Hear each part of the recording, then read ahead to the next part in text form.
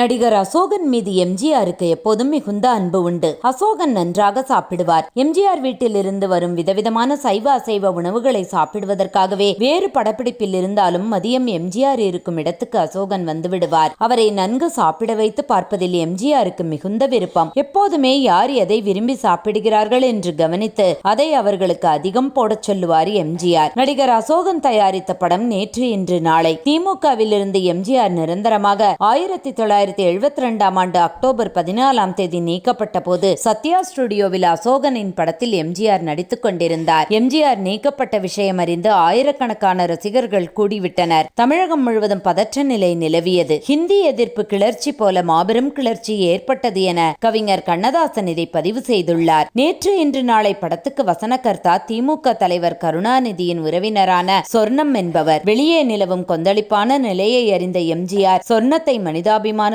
மிகுந்த பாதுகாப்பாக தனது காரில் ஏற்றி அவரது வீட்டிற்கு அனுப்பி வைத்தார். எதிரியே ஆனாலும் தன்னை நம்பி இருப்பவர்களை பாதுகாப்பதில் கவனமாக இருப்பார் மக்கள் திலகம்.